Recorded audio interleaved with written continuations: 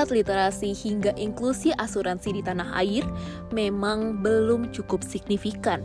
Namun bukan berarti tak dapat berkembang signifikan ke depannya. Dari sekian banyak proteksi asuransi yang tersedia, satu yang pasti, terdapat satu produk yang menarik potensinya ke depan, yakni proteksi asuransi kesehatan. Mengapa demikian? Ya, pasalnya tingkat inflasi kesehatan terus-menerus naik, dan Indonesia juga termasuk negara yang mencatatkan tren inflasi kesehatan yang cukup tinggi.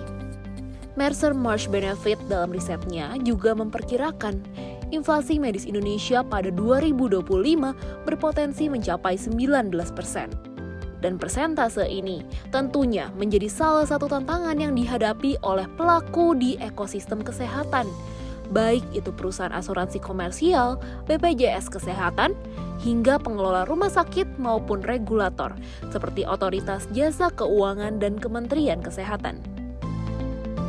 Tentunya, permasalahan ini perlu segera diatasi dengan adanya pemahaman bersama dan kolaborasi yang erat antar semua pelaku di ekosistem kesehatan. Jika sebelumnya, upaya untuk bahu-membahu dengan skema Coordination of Benefit atau COB antara pelaku asuransi komersial dan BPJS Kesehatan selaku penyelenggara jaminan kesehatan nasional belum optimal, harapannya sinergi ke depan akan lebih baik lagi. Juga kenaikan tren klaim sampai lebih besar dari itu. Bahkan jauh lebih besar daripada kenaikan preminya. Nah, sebenarnya ada beberapa hal yang mesti saya perhatikan. Jadi pertama, Indonesia is powerhouse. Jadi definitely kita punya potensi. Semua masih mau masuk ke Indonesia, itu kita udah tahu pasti. Nah, teman tinggal bagaimana kemudian memastikan seluruh, ini ada kata-kata yang dari tadi disebutkan, ekosistem hidup. It's supposed to be win-win, bukan zero sum. Yang satu menang, satu mati. Nggak bisa seperti itu. Nah, memang ada beberapa hal. Kalau tadi di sisi rumah sakit ada payung, ada regulator dan segala macam. So, kalau kita lihat ke dalam, nampaknya sudah jelas. Tadi sudah disampaikan juga oleh Bapak-Bapak dan Ibu. Modeling harus dirubah, clear.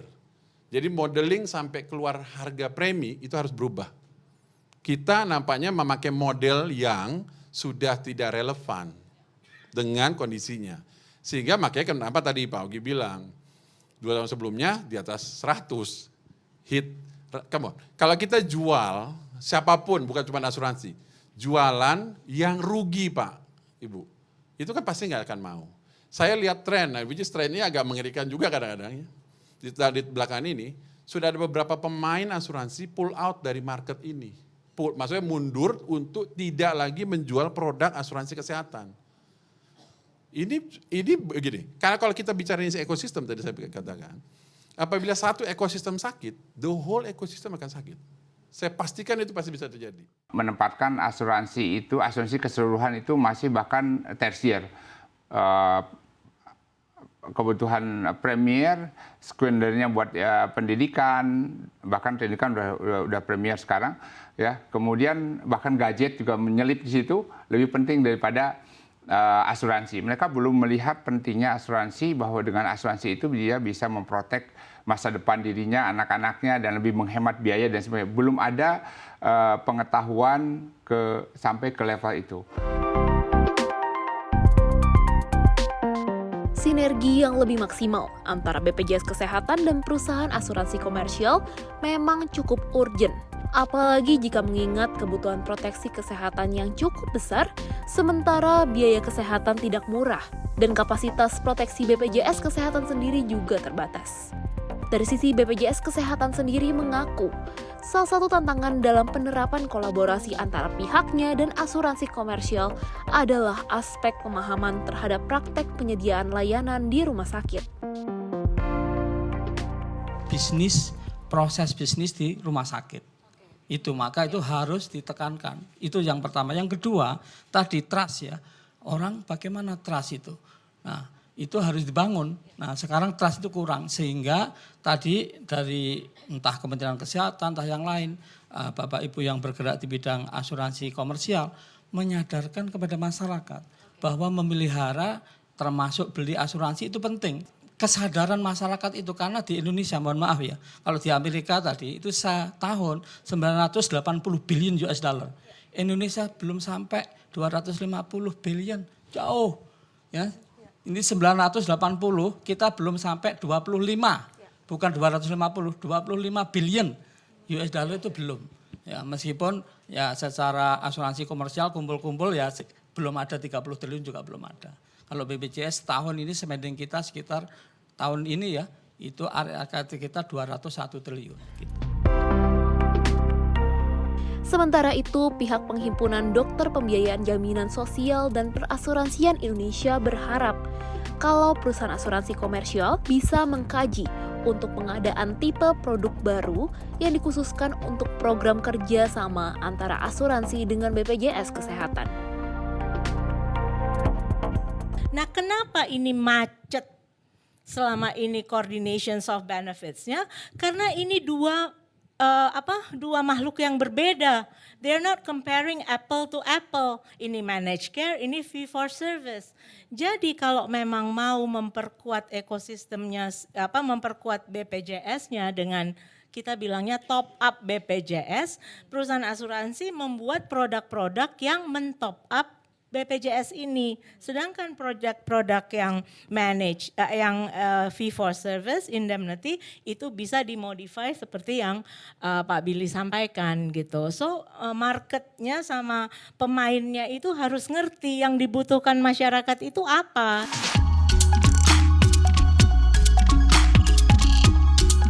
Merespons situasi terkini, OJK mengakui kalau peraturan terkait polis kesehatan memang perlu diperbaharui. Pasalnya, para pelaku ekosistem kesehatan membutuhkan landasan ketentuan yang sesuai dengan perkembangan terkini. Karena itu, dalam peraturan OJK untuk polis asuransi akan memuat banyak ketentuan, termasuk dengan skema kerjasama antara perusahaan asuransi dan juga BPJS Kesehatan. Komunikasi dengan Kementerian Kesehatan, jadi COB-nya itu nanti ada beberapa mekanisme terkait dengan payernya, siapa yang payer terlebih dahulu, kemudian dari reimburse-nya seperti apa, kemudian klaimnya seperti apa.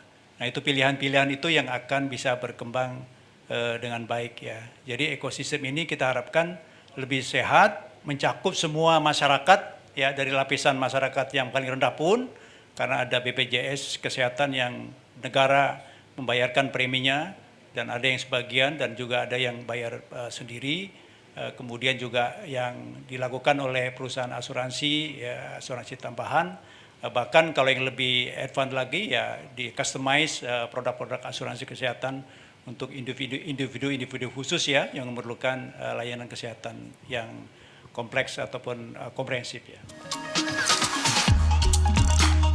Di saat OJK dan pelaku di ekosistem kesehatan mengakui diperlukannya perubahan dalam upaya peningkatan kerjasama, pihak Komisi 11 Dewan Perwakilan Rakyat atau DPR RI juga mengingatkan akan pentingnya untuk membangun kepercayaan masyarakat terhadap ekosistem kesehatan dan juga kepada industri perasuransian.